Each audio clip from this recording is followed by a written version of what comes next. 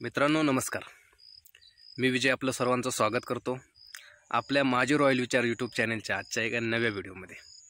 मित्रांनो, चॅनलवरती नवीन असाल किंवा सहज स्क्रोल करत व्हिडिओपर्यंत आला असाल तर आपलं चॅनल लागली सबस्क्राईब करून ठेवा, कारण असे छान छान व्हिडिओ मी आपल्या चॅनलवरती नेहमी अपलोड करत असतो. मला वेळ भेटला आणि माझ्या पसंतीचं आवडीचं काय वाटलं तर मी 100% तुमच्यापर्यंत पोहोचवण्याचा नक्की प्रयत्न करत असतो. मित्रांनो, आजचा विषय काय आहे आणि ते टायटल आणि थंबनेल या दोन गोष्टी पाहिल्याच्यानंतर तुमच्या लक्षात आलेले आहे. त्याच्यामुळे मी जास्त वेळ नाही घालवणार आहे, मी डायरेक्ट मुद्द्याला हात घालणार आहे.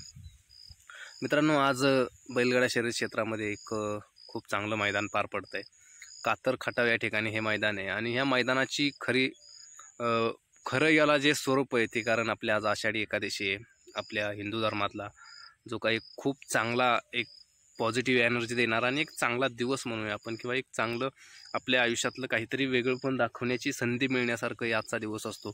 आणि याच दिवसानिमित्त म्हणजेच आपल्या आषाढी एकादशी निमित्त विठ्ठल केसरी म्हणून शर्यत क्षेत्रामध्ये आपल्या बैलगाड्यांच्या शर्यती आज भरल्या होत्या. तर याच्यामध्ये मित्रांनो अनेक सकाळपासून खूप आपण गर्दी पाहिली असेल, कारण मागच्या निंबाळकर सरांचा निधन झाल्यानंतर बऱ्याच दिवस 10 दिवस तरी कमीत कमी मैदानं नव्हतीच. म्हणजे जी होती मैदानं ती स्टॉप करण्यात आली होती त्यांना श्रद्धांजली वाहण्यासाठी, किंवा त्यांच्यावर असणारं त्यांचं बैलगाडा क्षेत्रातील लोकांचं प्रेम, या सगळ्या गोष्टी कुठेतरी सरांना श्रद्धांजलीच्या स्वरूपात जाव्यात म्हणून काही दिवस मैदानांना बंदी घातली होती किंवा बंद होती मैदानं. आज त्याच्यानंतर मैदान चालू झालं, पण या मैदानामध्ये एक खूप चांगली गोष्ट आणि खूप वेगळी गोष्ट घडली, ती तुमच्यासोबत मला शेअर करायची, त्याच्यासाठी हा व्हिडिओ बनवतोय.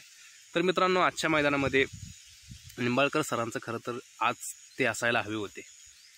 ॲक्च्युली ते आज नव्हे तर ते प्रत्येक क्षणाला असं वाटतं की ते आत्ता असायला पाहिजे होते. त्यांना आता काय वाटलं असतं, त्यांच्या मनामध्ये किती आता आनंद झाला असता. आता आजची जी बकासूर आणि सर्जाची जोडी, ज्याच्यासाठी सरांनी जंग पछाडलं होतं, त्यांना प्रत्येक वेळेस वाटायचं की बकासूर सर्जा पळावा एकत्र, दोघांचा पळ चांगला आहे, दोन्ही बैल एकमेकांना चांगले पुरतात वगैरे आणि मग पळतात चांगले. तर सरांचं एक स्वप्न राहिलं होतं की ही जोडी चांगली पळते, चांगली पळावी, यांनी भविष्यात एकत्र पळावं असं बऱ्याचदा सरांना वाटत होतं.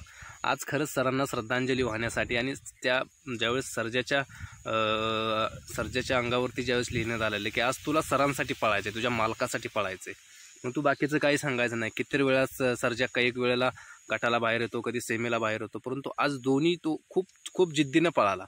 आणि त्या गाडीवरती असणारे विठ्ठल नानांनी सुद्धा खूप छान सपोर्ट केला आणि गाडी खूप सुंदर पळाली. एकदम चांगली गाडी, ज्याला आपण म्हणतो की अंतरात गाडीचं अंतर टाकणं, हे खूप सुंदर पद्धतीने आजची बकासूर आणि सर्जाची गाडी पळाली. आणि जो काही एकूणच प्रेक्षकांना आनंद झाला होता तो खरंच आपण म्हणतोच की सरांनी काय कमवलं, तर सरांनी हे कमवलं रे.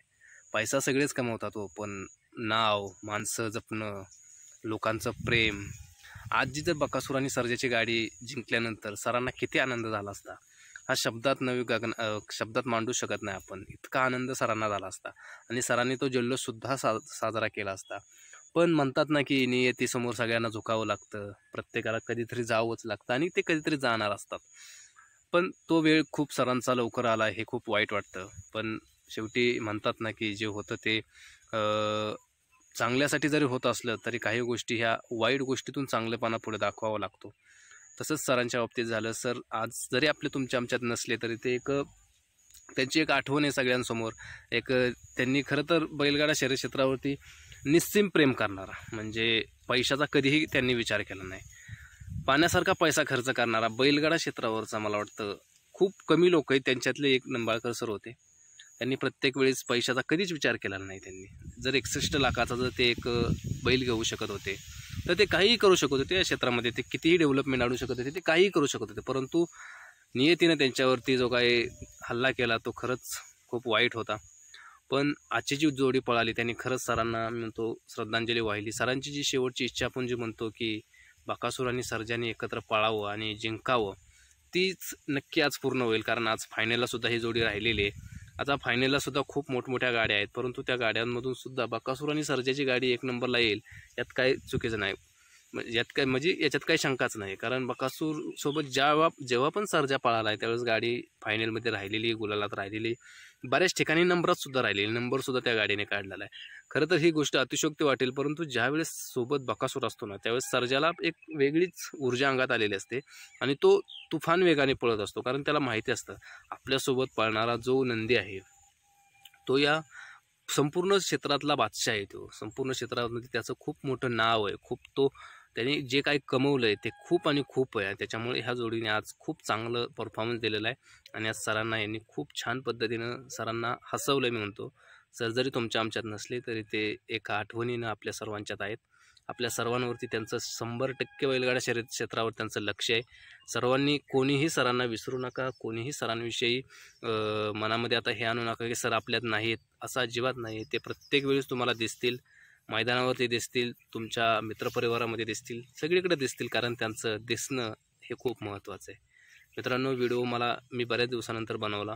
मी ती सेमी मगाशी पाहिली आणि त्याच्यानंतर मला व्हिडिओ बनवण्याचा मोह आवरला नाही, कारण विठ्ठल नानांनीसुद्धा त्या ज्या तडफेनं ती गाडी पळवली त्या तडफेने कुठेतरी वाटत होतं की विठ्ठल नानांनासुद्धा सरांसाठी, त्या मालकासाठी कुठेतरी पळायचे आणि कुठेतरी जिंकायचे. धन्यवाद मित्रांनो. व्हिडिओ शेवटपर्यंत बघितला असेल तर आपले चॅनल नक्कीच सबस्क्राईब करा. असेच नवनवीन व्हिडिओ मी 100% तुमच्यापर्यंत घेऊन येईल. धन्यवाद. जय हिंद, जय महाराष्ट्र.